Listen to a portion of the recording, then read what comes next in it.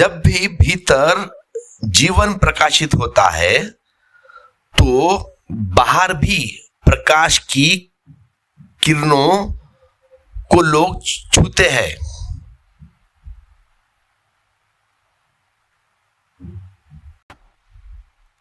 तो मेरे कहने का तात्पर्य इतना है, जब भी भीतर जीवन में जीवन प्रकाशित होता है तो बाहर भी उस प्रकाश की किरणों को लोग छूते हैं, और जब लोग छूते हैं तो योगक्षेम फलित होता है। क्योंकि एक व्यक्ति के जीवन में जब आत्मा की घटना घटती है तो उसके प्रकाश का वर्तुल दूर दूर के लोकांतर तक फैल जाता है। एक व्यक्ति के भीतर जो स्वर बजता है आत्मा का, तो उसकी स्वर लहरें दूसरों के प्राणों तक पहुंच जाती है, दूसरों के प्राणों को झंकार से भरती है। एक व्यक्ति के जीवन में जब आनंद फलित होता है तो दूसरों के जीवन में भी आनंद के फूल बरसते हैं।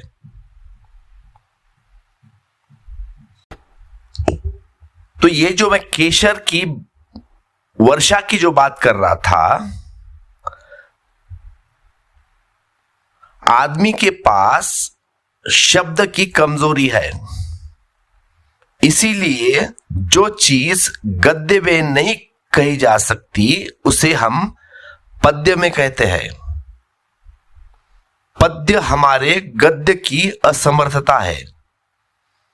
जब प्रोजेक्शन में नहीं कह पाते तो पोएट्री में निर्मित करते हैं, और जीवन में जो गहरा है वह गद्य में नहीं कहा जा सकता, इसलिए जीवन का सब गहरा पद्य में पोएट्री में कहा जाता है। यह पोएट्रिक एक्सप्रेशंस है किसी अनुभूति का, कि वर्षा हो गई,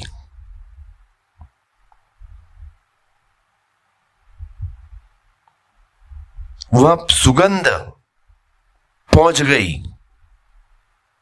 जहां से बुद्ध गुजरते थे।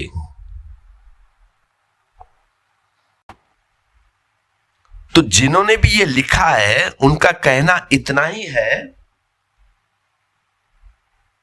कि जहां से बुद्ध गुजरते थे वहां केशर की सुगंध जैसा अनुभव होता था। तो शब्द हमारी कमजोरी है, इसीलिए उन्होंने वर्षा कहा है, केशर की वर्षा होती थी। और केशर का तो सुगंध आपको मालूम है, इसीलिए उन्होंने केशर का उल्लेख किया है वहां पे। लेकिन शब्दशः लेंगे तो हमें ये झूठ लगेगा,